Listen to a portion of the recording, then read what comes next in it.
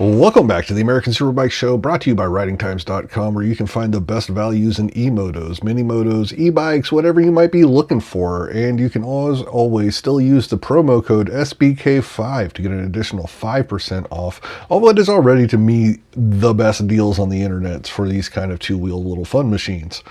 I am your host, Stitch Turner, and we don't have a mailbag this week, and that's mainly because I haven't put out any calls for questions in a couple of weeks. Life gets hard sometimes, you know. I might expand on this at a later date, but for right now, I'll just say that the show's going to continue, not only through the end of the current, MotoAmerica racing season, but all the way through the end of calendar 2026. After that that's a big mystery at the moment. I put out another call for questions this week, so the mailbag will hopefully return. But feel free to use the subreddit at any time. You don't have to wait for me to put up a post asking for questions. And I do, occasionally peruse the MotoAmerica subreddit, although I don't go there too much just because it's not mine, so I don't feel like it's my area to just be roaming around and trying to do everything. But I have seen a couple of people ask questions there in the past couple of weeks, and I've been able to provide answers for those. But it'd be a lot easier for me to find these questions if it was actually put on my own little subreddit. But that's just would make my life better, and I'm sure I think I'm just rambling at this point. Let's move on. All right. If you don't like Reddit, because God, who would after all this little just rambling that I've been doing, you can also email the show, AmericanSuperbikeShow@gmail.com, or you can use Instagram. DMs are open. You can use whatever other forms of communication that you may deem necessary, but the results may vary on anything outside of those things, because that's pretty much all I really check on a regular basis. I do have things like Blue Sky, and whatnot. We are currently in a short break between the last round at Laguna Seca and our next upcoming event at Mid-Ohio. As a matter of fact, next week will be the Mid-Ohio preview show, but we still got plenty of news items that, may not have necessarily be the news of the week, because, the first one is just something that I haven't gotten to in the show yet. It came out before the last, recording that I did, but we just jumped right into the recap of Laguna Seca that I never did cover this. But now that Bradley Smith has earned his first win in King of the Baggers, he gets a wild card entry in the Harley Davidson Baggers World Cup. He's going to be able to participate at the round at Silverstone on August 7th through 9th with the ParkinGO Team. And that weekend will be the off weekend between Mid-Ohio and Virginia International Raceway, so there won't be any conflicts with his MotoAmerica duties. So good luck, Bradley Smith, going to race the Baggers World Cup at his home round at Silverstone. Our next piece of news is not nearly as cheery, unfortunately, as Torin Collins has announced that he has retired from motorcycle racing. This is all still dealing with injuries that he sustained from the crash at the Ridge. His hand and forearm are just permanently paralyzed, and that's just not going to allow him to continue competing in motorcycle racing. He's a promising young talent from Canada, and he helped make MotoAmerica truly the top level in motorcycle road racing in North America. You hear them say that in their ads all the time. And when we have this young talent who is a SuperSport champion coming from the Great White North, that makes things like that a reality. He truly made this series the best in not just the United States, but North America. And he finished on the podium in our SuperSport class. He had, not only with the podium finish here in 2025, he won the Canadian SuperSport Championship while also finishing in the top 10 in MotoAmerica and Supersport points. Torin Collins was also the first Canadian to score points on the JuniorGP World Championship stage, and I'm not really sure what's next in life for the the young man from Canada, but I am fairly certain he's going to be successful at whatever he sets his mind to going forward, because he's just a good guy, and he obviously has the work ethic to take it to make it on the big stage, because he got here. Let's see here. Our next piece of news is also unfortunately not the best in the world. It is Orange Cat Racing has announced that the Light Fighter electric bikes piloted by Josh Herron and Caleb Carroll will not be taking place in the next round at Mid-Ohio for the Super Hooligans class. And a quote from the release from their website, it says, "Following the fire that occurred at Laguna Seca, we remain focused on conducting an extensive evaluation of the platform. While meaningful progress has been made, we believe additional development in the workshop and on track is necessary before returning to competition." A little bit of bad news and good news with that. The bad news is obvious. I mean, they're not going to be at Mid-Ohio. So, that's never a good thing. We always want to see teams make it to the track and compete in the rounds that, their classes have scheduled. The good news is, though, as I want to point out, is they haven't ruled out VIR yet, because that's only a couple of weeks after Mid-Ohio. So, while they're not able to make this round, they haven't called it quits on the season yet. So we may still see them return for one, hopefully two more rounds before the end of the year with VIR and COTA. All right, and our next piece of news is MotoAmerica has partnered with Texas Mini Cup and Flow for Law to add two more qualifiers for the Mini Cup National Final that will be held at Road America in August. They're going to have a doubleheader event, and that is on July 25th and 26th, so that is this weekend, kind of short notice. It's going to be held at Amarillo Motorsports Park in Amarillo, Texas, and I like to, at least give you guys a heads up whenever I can about these Mini Cup events and these qualifiers, because if you are any sort of if you're nearby at all, I encourage you heavily to just go out and watch, because any day where you get to go out and watch bikes on track and just fun being had, it's a good day.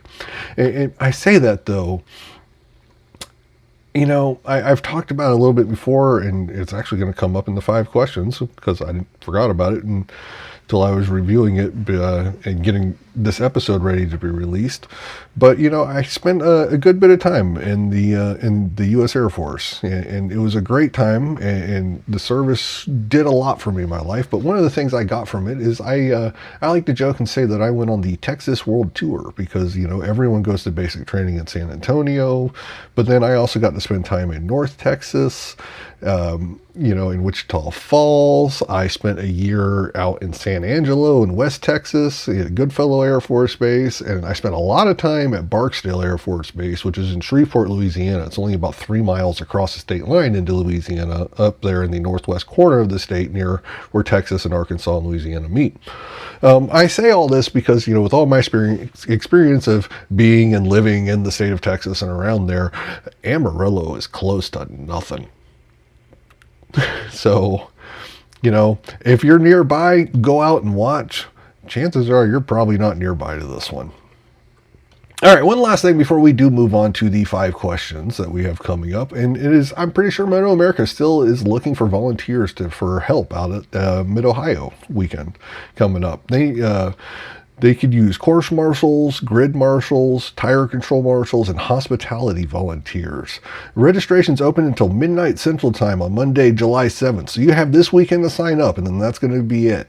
I will try to remember to put this link in the show notes again. I did actually remember to put it in last week's show. So hopefully they will be in there this week as well. And you can just go there, click on the link, and sign up. No experience is needed, and all training will be provided. And I'm pretty sure they feed you too.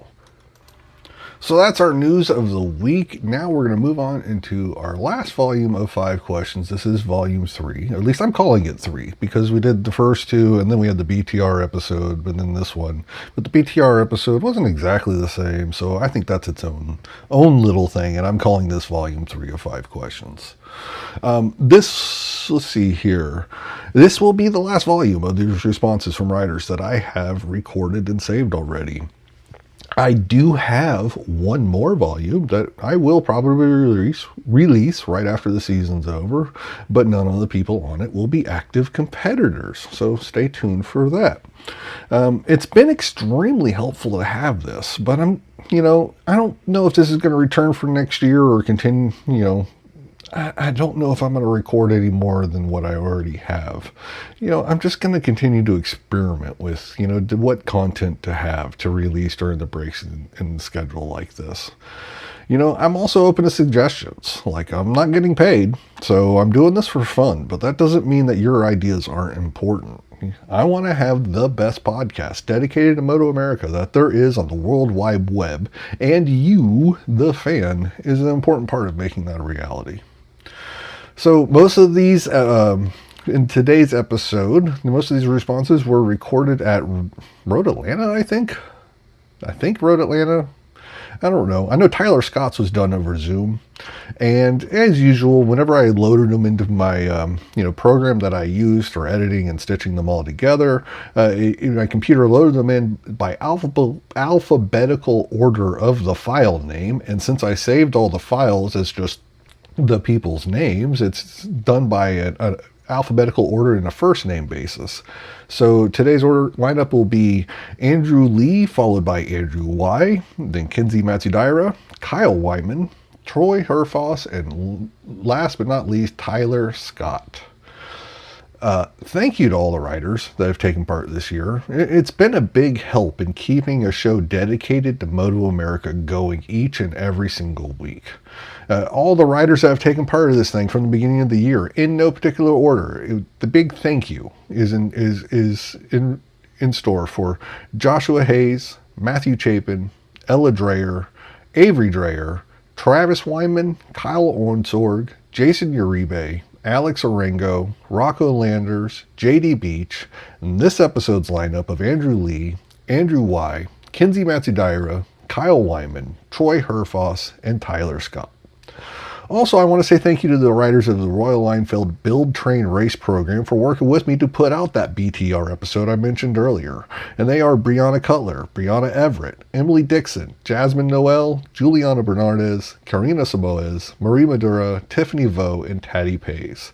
Without all you guys collectively, I wouldn't be able to keep doing this show and putting it out each and every single week. And I gotta say too, that is a hell of a group of writers. So next week, we will have our preview show for Mid-Ohio, and until we get there, just remember to try and take care of each other. I am here with three-time Stock 1000 champion, Andrew Lee. Thank you for joining me, sir. Yeah, thank you. So your answer can be as short or as long as it needs to be, but I'm really just looking for the first answer that comes up to your mind. First one is, did you participate in any other sports outside of racing as a kid? I think I did one cross-country track meet ever, and that's the only thing I've ever done outside of two wheels. Awesome. Our second question was our listener-submitted question, and it is, if you couldn't be involved in motorcycle racing, what would you want to do for a living? I already do. I work a corporate America job. I sell elevators. So if I were to choose something more on the passion line, I would say I enjoy some marketing stuff and anything that would get me to travel. Awesome. So what was your first race bike? My first race bike was a Cobra 50, if I recall, or technically maybe an XR50 was the first. Now, what was the first bike that you properly crashed? Like you yard sailed it, you couldn't ride it anymore the rest of the day? Oh, man. Probably an R6 or, final answer, R6. Yep. Sonoma Raceway. Well, our final question is a lot more lighthearted. It's, what has been your favorite experience so far in MotoAmerica? MotoAmerica favorite experience? Man, that's the hard one, I feel like, because there's so many. I've been in the paddock since 2015. I think I'd have to go with Sonoma Raceway in 2017 was my first professional podium. So that one was amazing, yeah. Awesome. Andrew Lee, thank you very much for joining us today. Yeah, thanks for setting it up. I am joined by Andrew Y. Thank you for joining me, sir. So your answer can be as long or as short as you need it to be, but really just looking for the first answer that comes to mind. And the first question is, did you participate in any other sports outside of racing as a kid? Yes, sir. I did baseball and football. Okay. So if you couldn't, this is our listener submitted question, and that is, if you couldn't be involved in motorcycle racing, what would you do for a living? Maybe do the military. I did the Air Force for 9 years, Yeah. and it was a great life. That's not a bad choice. So the third question is, what was your first race bike? My first race bike was a, other than like mini bikes. Your first bike that was dedicated for racing. My first bike was a KLX 110. Awesome.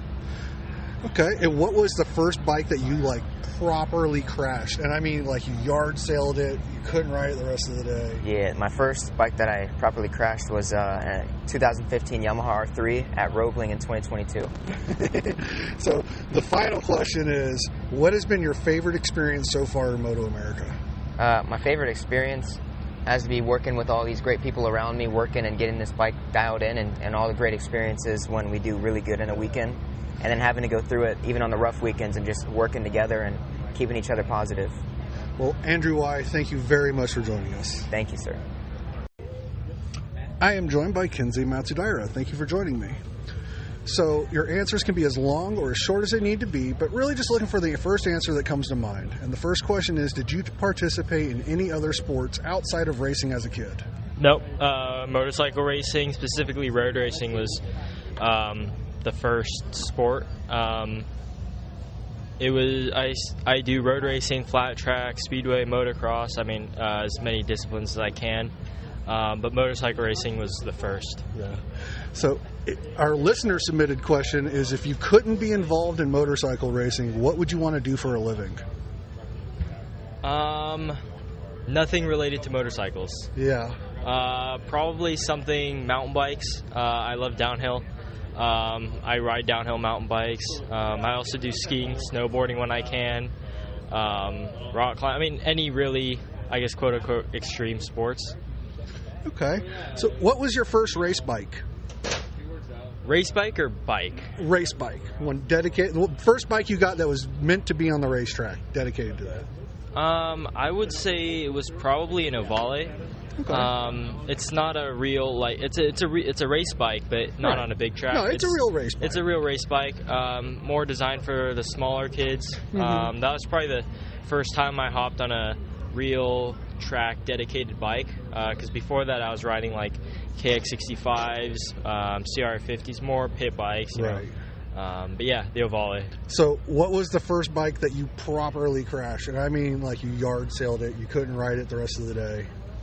I think also the Ovale. That's when I started improving on my skill a little bit more, so I was pushing a little bit more.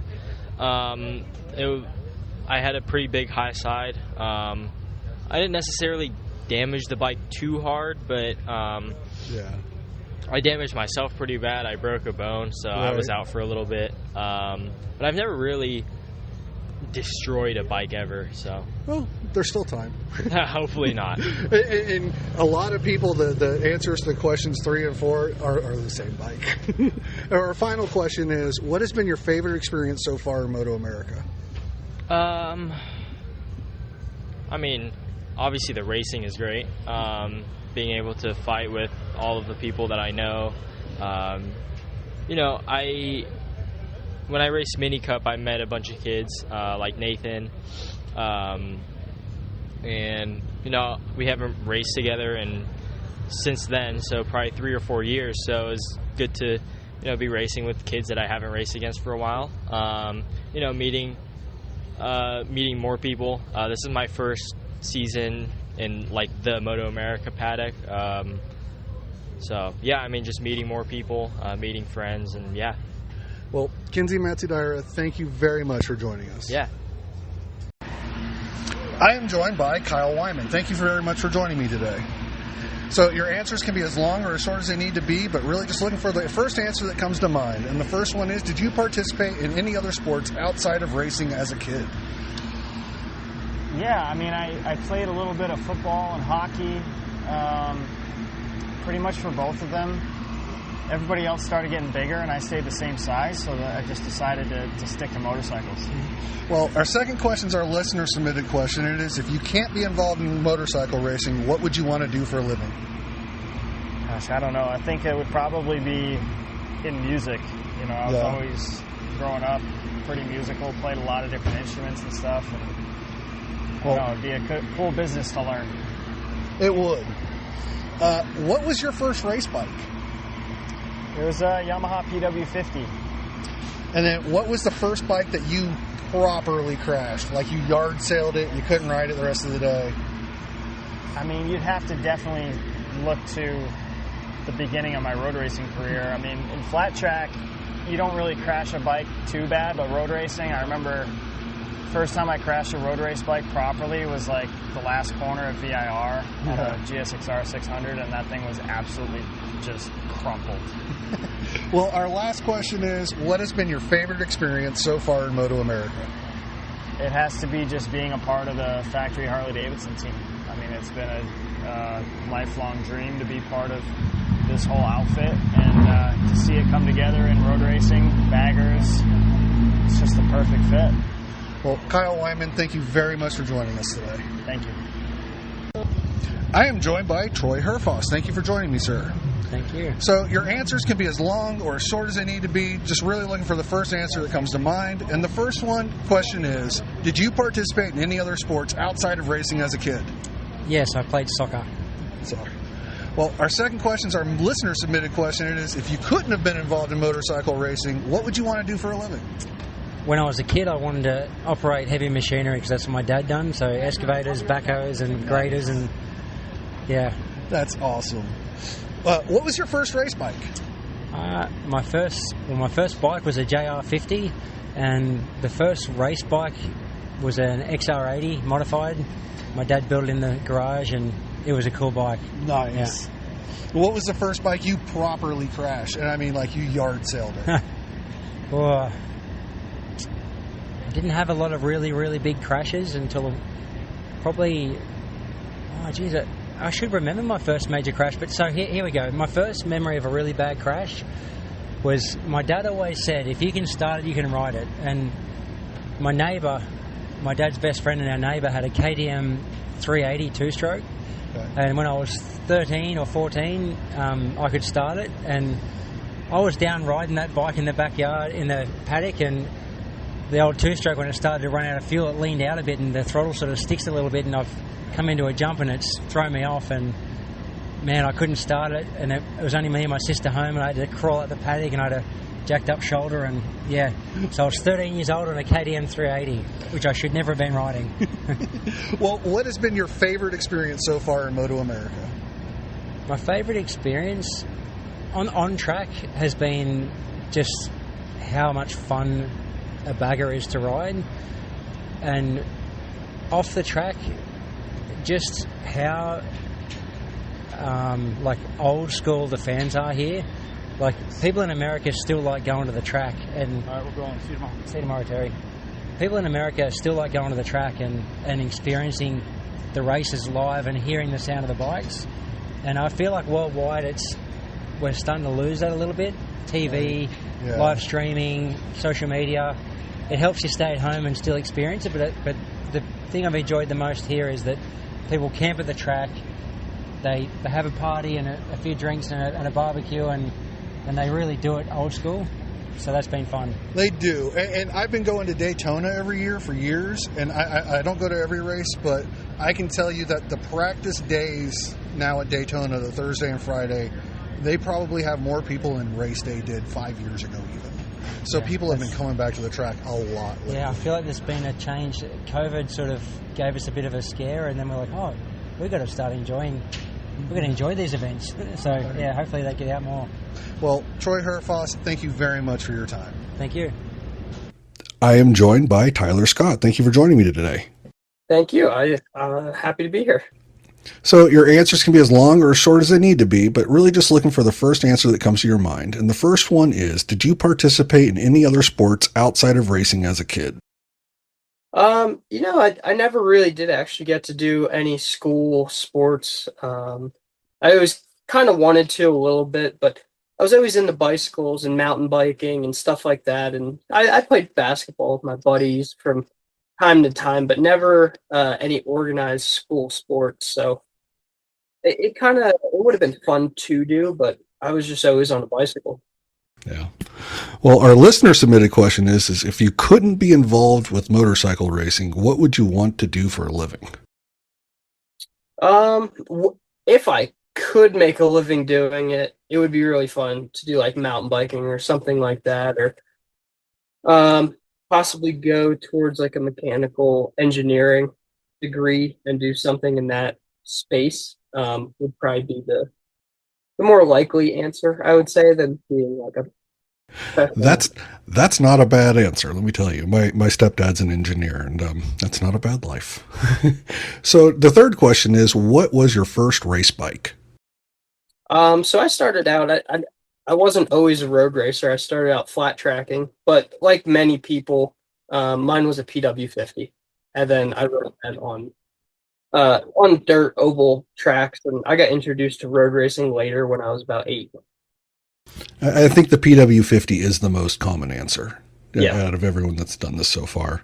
Well, the fourth question is, what was the first bike that you properly crashed? And I don't mean just like it just tipped over or a gentle low side, like you yard sailed it, you couldn't ride it the rest of the day. Like I said, I started out flat tracking, so I had some pretty nasty crashes in the dirt. But as far as road racing, I would say Milwaukee 250, basically GP chassis with a 250cc dirt bike engine. Growing up, my dad always had me on Moto 3 spec bikes, I'll call them. Milwaukee 250, NSF 250. Never really rode many R3s or like street bike 600 till I came racing professional in the States. That's right. Well, the last question is, what has been your favorite experience so far in MotoAmerica? My favorite experience so far, I've been on the M14 for the last 5 years now, so definitely tons of great battles with decorated people like Xavi Flores and Josh Heron and Josh Hayes. Winning the championship in 2021 in the Junior Cup with my dad and one other guy on our team that helped us out, that still helps me out to this day. But I would say one of my favorite races was the race with Xavi Flores in Texas. It was 105 degrees, and we went back and forth, and it was a really good time. Well, Tyler Scott, thank you very much for joining me today. Thank you. I appreciate it.